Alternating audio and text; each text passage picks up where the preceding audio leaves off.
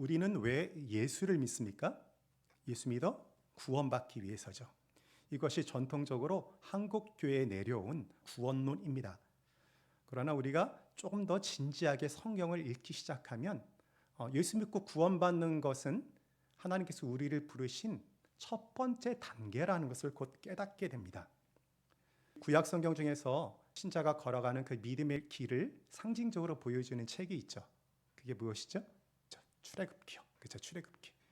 그 출애굽기를 보게 되면요, 하나님께서 애굽에서 종되었던 이스라엘을 애굽으로부터 끌어내시죠. 구원해내시죠. 그래서 다다른 곳이 어디입니까? 광야죠. 그렇죠. 근데 광야가 최종 목적지가 아니잖아요. 그렇죠? 최종 목적지가 어디입니까? 가나안 땅이에요. 하나님 왜 가나안 땅으로 드리려고 하는 거예요? 더 이상 종된 신분이 아니라 하나님의 자녀로서, 그렇죠? 자유인으로서 하나님께서 주신 그 복을 풍성하게 누리며 살라고 그들을 출애굽시켰던 것입니다. 최종 목적지가 광야가 아닌 것처럼 우리를 구원하신 하나님의 최종 목적지도 지금 구원받고 지금 이 자리에 있는 것이 아닙니다. 하나님께서 우리를 어디로 이끌어 가기를 원하세요? 예수님을 온전히 담는 자리까지. 그것을 좀 어려운 말로 무엇이라고 하나요? 성화, 그죠? 성화라고 이야기를 하죠. 그 자리까지 우리를 이끌어 가기를 원하십니다. 참 하나님이시고 참 인간이신 우리 주님께서 이 땅에 사시면서 그분이 보여주셨던 삶과 인격을 닮아가는 것. 조금 어렵게 말을 하면요, 그리스도의 인성을 닮아가는 것이 성화의 최종 종착지입니다. 우리 지난 목요일 금요일 날 사경회 때 많은 은혜를 받으셨으리라고 생각을 해요. 그렇죠? 이종우 목사님께서 말씀하신 그 버전으로 하게 되면 우리를 사람다운 사람을 만들기 위해서 우리를 죄 가운데부터 불러내신 것입니다. 좀 다른 각도로 표현하면 우리가 그리스도처럼 거룩한 존재가 되기 위해서 우리가 부르심을 받았어요. 성경은 우리가 그리스도를 닮은 거룩한 사람이 되어야 한다는 것을 결코 애매모호하게 말하지 않아요. 분명하게 밝힙니다. 베드로전서 1장 15절과 16절을 보게 되면요, 오직 너희를 부르신 거룩한 이처럼 너희도 모든 행실에서 거룩한 자가 되라 기록하였을 때 내가 거룩하니 너희도 거룩할지어다 하셨느니라. 그런데 좀 신앙생활을 조금 해보신 분들은 아실 거예요. 우리처럼 완고하고 고집스러운 사람이, 게다가 이 세상이 어떻습니까? 우리의 시선을 주님으로부터 빼앗는 그런 유혹거리로 가득 차 있는데, 그런 상황 속에서 우리가 성화라는 목적지에 도달하는 것이 너무도 멀어 보이는 것이 사실입니다. 그렇다면 우리는 어떻게 그리스도에게까지 자라갈 수 있을까요? 우리는 어떻게 거룩해집니까? 오늘 본문이 바로 이러한 우리의 고민과 질문에 대한 답을 제시해 줍니다. 우리 본문을 다시 한번 읽어보도록 하겠습니다. 시작. 우리가 다 하나님의 아들을 믿는 것과 하는 일에 하나가 되어 온전한 사람을 이루어 그리스도의 장성한 분량이 충만한 데까지 이르리니. 오늘 본문에서 우리가 예수를 믿어 도착해야 될 도착지에 대해서 오늘 본문이 말을 해줘요. 그 목적지가 어디입니까? 우리가 뭐가 되는 것이라고 이야기를 하죠? 온전한 사람이 되는 것. 또 다른 말로 어떻게 표현을 하나요? 그리스도의 장성한 분량이 충만한 데까지 이르는 것. 그런 사람이 되는 것. 이것을 우리가 조금 전에 나눴던 그 용어로 바꾸자고 하면은 성화된 사람이라고 표현을 할 수가 있어요. 그렇다면 성화된 사람이 어떤 사람인지 알아야 우리가 목적지까지 갈 수가 있잖아요. 그렇죠? 성화된 사람의 삶의 모습은 어떠한가요? 오늘 본문에서는 4장 14절에서 어린아이의 비유를 하여서 어린아이가 아닌 온전한 사람, 어른이 된, 신앙의 어른이 된 사람은 어떤 모습인지를 보여주어요. 4장 14절, 이는 우리가 이제부터 어린아이가 되지 아니하여 사람의 속임수와 간사한 유혹에 빠져 온갖 교훈의 풍조에 밀려 요동하지 않게 하려 함이라. 신앙의 어린아이의 모습이 있어요. 어떤 모습입니까? 세상의 속임수와 유혹과 풍조의 영향을 받아서 이리저리 흔들리는 존재, 그것이 신앙의 어린아이입니다. 그렇다고 한다면 신앙의 어른인 온전한 사람의 모습은 어떨까요? 소극적으로는 이런 모습을 보이지 않는 것이겠죠. 세상의 유혹과 속임수와 풍조에 흔들리지 아니한 사람. 그리고 좀 더 적극적으로 표현을 한다고 한다면 그것이 4장 15절 전반절에 표현되어 있어요. 어떤 모습입니까? 오직 사랑 안에서 참된 것을 하여. 온전한 사람, 그리스도의 장성한 분량이 충만한 데까지 이르는 사람은 소극적으로는 세상의 영향을 받지 않는 것이고 적극적으로는 사랑과 진리 안에 서는 것입니다. 따뜻한 사랑과 진리에 대한 지식이 균형을 이룬 사람이 온전한 사람이라고 오늘 본문이 이야기를 하고 있습니다. 이것이 바로 우리가 지향해야 될 목표점이죠. 그런데 이렇게 말씀을 드리면 이 그리스도의 장성한 분량이 충만한 데까지 이른 사람의 모습이 좀 추상적으로 다가올 수가 있어요. 무슨 말인지는 대강 알아듣겠는데 그 모습이 어떤 모습인지 우리 눈에 확 떠오르지 않을 수가 있습니다. 이것을 확인할 수 있는 가장 좋은 방법은 가장 예수님의 예수님다움, 그리스도의 그리스도다움이 나타난 모습을 우리가 살펴보면 됩니다. 그 자리가 어디입니까? 바로 십자가의 자리예요. 물론 그분이 걸어오신 모든 길이 그리스도의 그리스도다움을 나타내 보여주죠. 그러나 십자가의 자리가 어떤 곳입니까? 예수님도 그 자리가 하나님과 단절되는 것이 너무도 두려워서 그 자리를 피해 주시기를 기도하였지만 그것이 하나님 아버지의 뜻이고 그 길만이 사랑하는 그 인간들을 구원할 수 있는 유일한 길임을 아시고 어떻게 하셨어요? 자기를 부인하시고 하나님의 뜻에 온전히 순종하셨습니다. 이런 철저한 자기 부인과 하나님에 대한 온전한 순종이 바로 온전한 사람이 마땅히 드러내야 할 그런 모습입니다. 그런데 예수님이 어떻게 그 자리까지 나갈 수 있었을까요? 그것이 마땅히 그러해야 한다는 당위성 때문입니까? 아니면 그 길이 옳다는 어떤 자기 확신에서 나온 것입니까? 이 모든 것도 아니죠. 무엇 때문에 예수님께서 그 고통스러운 자리를 결국은 가신 것일까요? 바로 하나님 아버지에 대한 한없는 사랑과 우리 한 영혼을 향한 절절한 사랑 때문에 자기 부인과 온전한 순종의 자료로 자기를 내맡기셨던 것입니다. 우리는 그 온전한 순종과 철저한 자기 부인의 밑바탕에는 이 사랑이 자리 잡고 있다는 것을 기억해야 합니다. 무엇을 뜻하나요? 그것은 사랑이 우리가 그리스도를 본받는 그 성화의 길을 걸어가는 데 있어서 가장 핵심이 되고 가장 밑바탕이 된다는 것을 의미합니다. 여러분에게는 어린아이처럼 세상의 풍조에 이리저리 흔들리지 않고 온전한 사람이 되고자 하는 소망이 있으십니까? 진리와 사랑 안에 거하시면서 그리스도의 장성한 분량이 충만한 데까지 이르는 사람이 되고 싶습니까? 우리 주님께서 우리 모두에게 이런 그 열망을 좀 뜨겁게 부어주셨으면 좋겠어요. 나 같은 것이 어찌 감히 예수님처럼 될 수 있어가 아니라 저와 여러분처럼 참으로 가망 없고 형편없는 사람을 붙들어서 결국에는 이루고자 하는 그 자리가 예수님과 같은 자리입니다. 예수님이 지금 계신 자리, 예수님이 지금 계신 수준까지 저와 여러분을 이끌어서 도달하기를 원하시는 그 자리가 바로 그 자리인 것입니다. 그렇다고 한다면 우리가 어떻게 해야 그리스도에게까지 자라갈 수 있을까요? 지금 우리가 처해 있는 자리와 우리가 도착해야 될 목적지 사이에는 이게 간격이 있죠.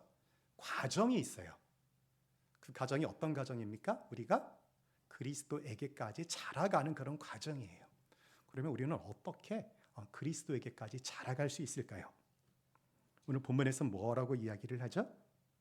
우리가 그리스도를 믿는 일과 아는 일에 하나가 되는 것. 그것이 바로 우리가 온전한 사람으로 되는 길이라고 그렇게 이야기를 하고 있습니다. 우리가 온전한 성숙의 자리에 이르기 위해서는 그리스도에 대한 우리의 믿음과 그리스도에 대한 우리의 지식이 어떻게 되어야 됩니까? 일치되고 통합이 되어야 합니다. 우리가 4장 13절을 보면서 놓치지 말아야 할 것이 한 가지 있어요. 우리가 하나가 되어라는 표현입니다. 우리는 이게 단수예요, 복수예요? 복수죠. 그렇죠? 우리가 하나가 되어라는 말은 공동체적 상황, 교회라는 상황을 전제로 해서 말을 하고 있는 말이에요. 오늘 본문은 그 앞뒤를 살펴보게 되면요, 우리 교회의 각각의 지체들에게 다양한 은사를 주시죠. 말씀의 은사, 섬김의 은사, 가르침의 은사, 그렇죠? 여러 가지 은사를 주는데 그 은사를 주는 목적이 그리스도의 몸을 든든히 세우기 위함이라고 그렇게 말을 하는 그 맥락 속에서 이 말씀이 등장합니다. 무슨 뜻입니까? 이 말씀은 우리에게 개인적으로 개인 한 사람 한 사람에게 주는 말씀이기도 하지만 공동체적 상황을, 교회라는 상황을 염두에 두고 주신 말씀이라는 것입니다. 우리는 이 4장 13절에 나타나는 그 공동체적 그 맥락을 놓쳐서는 안 돼요. 전통적으로 4장 13절을 신자 개인의 성숙에 대해서 말을 하는 것으로 이해를 해 왔었습니다. 그것이 사실이에요. 우리는 각자의 자리에서 개인적으로 성화가 되어야 그 개인의 성화가 공동체의 성화의 바탕이 됩니다. 그럼에도 불구하고 이 공동체는 어떤 곳이냐면 우리의 성화가 이루어지는 주된 장이고 우리의 성화가 이루어지는 통로입니다. 왜 그렇습니까? 그것은 성령 안에서 우리가 하는 교제에 있어요. 여러분, 그 교회는 세상 조직과 좀 다릅니다. 세상 조직은 어때요? 상하 관계가 대부분 분명합니다. 사회를 진출하게 되면요. 회사를 한번 생각해 볼까요? 회사는 상사가 있고 하급자가 있잖아요. 그 사이에 갈등이 있습니까? 없습니까? 갈등이 있어요. 근데 갈등이 겉으로 표출돼야 안 돼요. 잘 표출 안 돼요. 왜냐하면 힘의 우열 관계가 있기 때문에. 사장하고 말단 직원이 갈등이 있는데 그것을 말단 직원이 표출을 해버리면 어떻게 돼요? 나가야죠. 그렇죠? 그런데 어떻게 돼요? 목구멍이 포도청이라 그것을 견뎌내잖아요.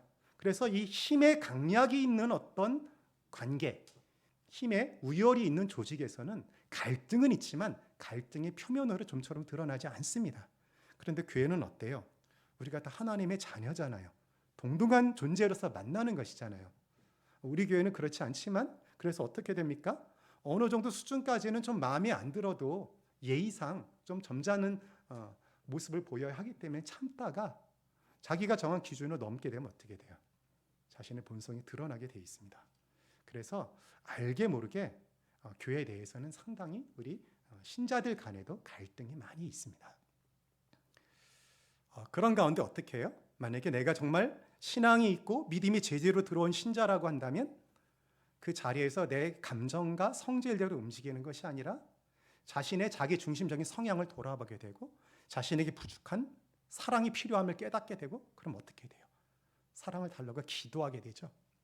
그런 과정 속에서 나의 힘과 능력으로 나의 본성으로는 참을 수 없고 받아들일 수 없는 사람을 결국은 받아들이고 용납하는 단계까지 나아가게 됩니다.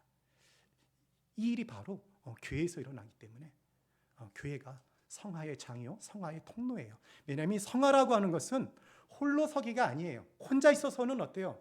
사랑할 대상도 없고 갈등할 대상도 없어요. 이 성화라고 하는 것은 반드시 다른 사람과의 관계 속에서 나의 마음가짐과 태도로 표출되는 것이기 때문에 교회 내에서 이 성화가 일어나고 있는 것입니다. 그 밖에 교회가 성화에 있어서 매우 중요한 이유는 여러 가지가 있지만 오늘은 그것을 살펴보는 시간이 아니기 때문에 다음 기회에 살펴보기로 하고 우리가 그 다음으로 한번 넘어가도록 하겠습니다. 그렇다면 그리스도를 우리가 믿는 일과 아는 일의 하나가 되는 것이 우리가 온전한 사람이 되는 비결이라고 했어요. 우리가 온전한 성화의 자리에 도달하는 비결이라고 했어요. 그렇다면 그 의미가 구체적으로 무엇일까요? 우리가 그리스도를 아는 일과 믿는 일을 따로 놓고 생각하는 경우가 있어요. 그런데 여기 잘 봐야 될 것이 무엇이냐면 그리스도를 아는 일과 믿는 일이 별개의 것이 아니라 이것이 하나가 되는 것. 우리의 그리스도에 대한 믿음과 지식이 통합되고 일치가 되는 것. 그것이 바로 우리가 온전한 사람이 되는 비결이라고 말을 하고 있어요. 그래서 우리가 먼저 그리스도에 대한 믿음으로부터 출발하도록 하겠습니다. 우리는 그리스도를 어떤 분으로 믿고 고백을 하나요? 베드로 사도가 고백했던 것처럼 주님, 그렇죠? 주님으로 고백하죠. 그리고 주님이 어떤 분입니까? 그리스도시요, 그렇죠? 구원자시요.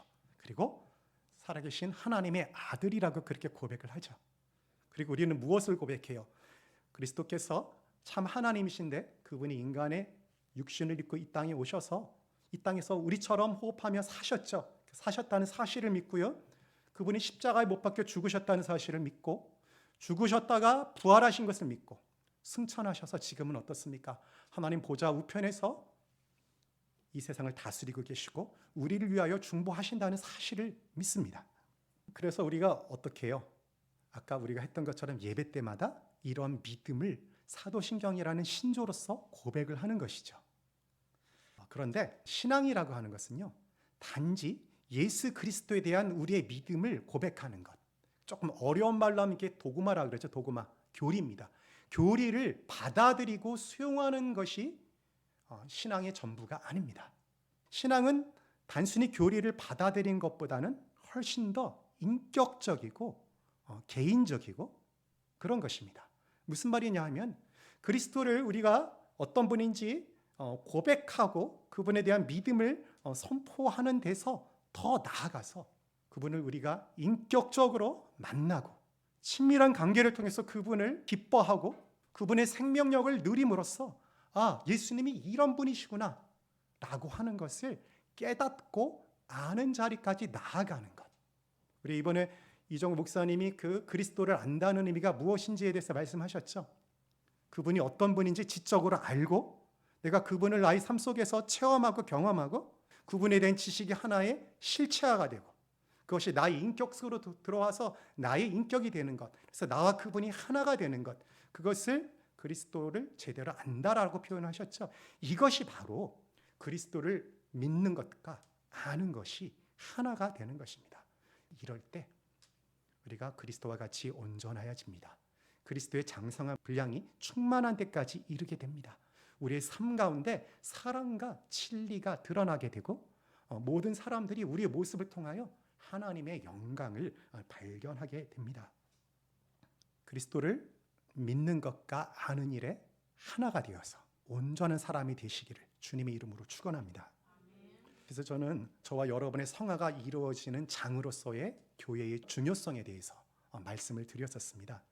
그러나 이 말이 교회 공동체에 소속이 되어 있기만 하면 자동적으로 우리에게 성화가 일어난다는 말은 아닙니다.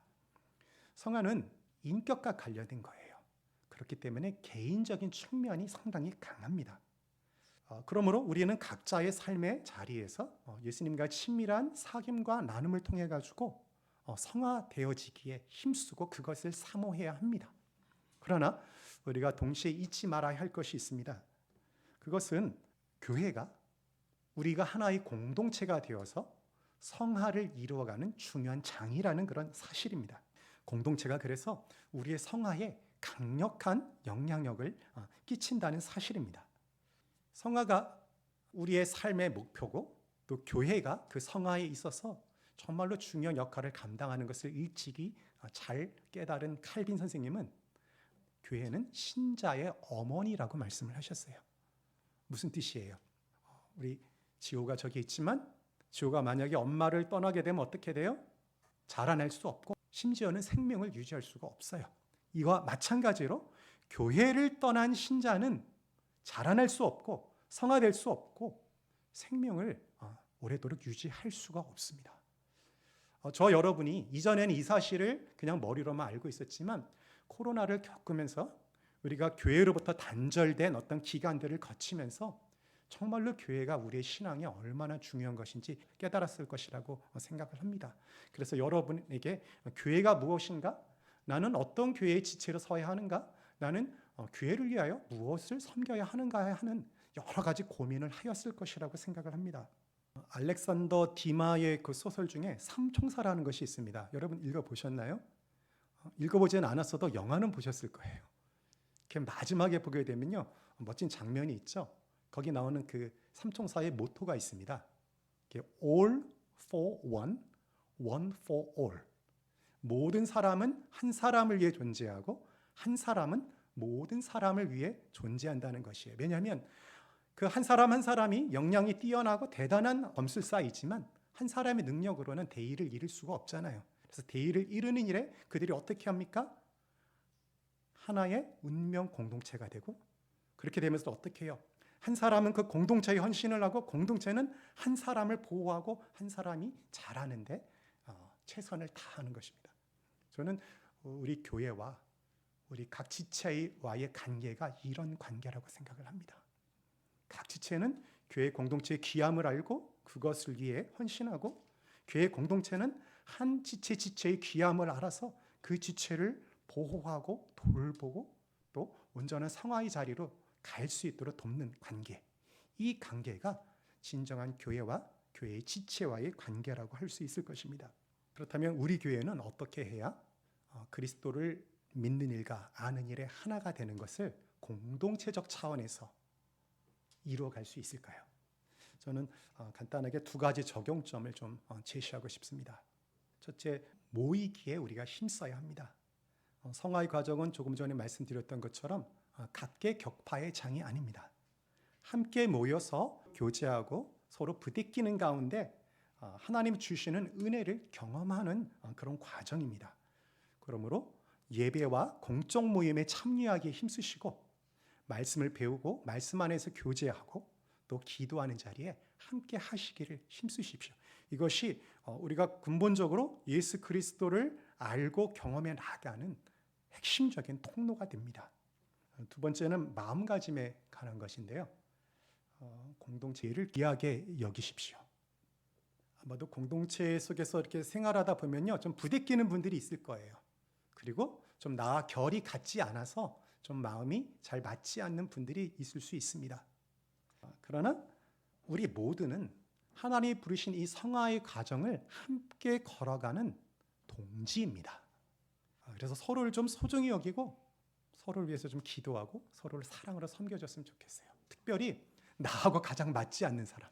그 사람 때문에 내가 기도하고 나아갈 때 내가 성화의 길로 좀 더 빨리 나아갈 수가 있습니다.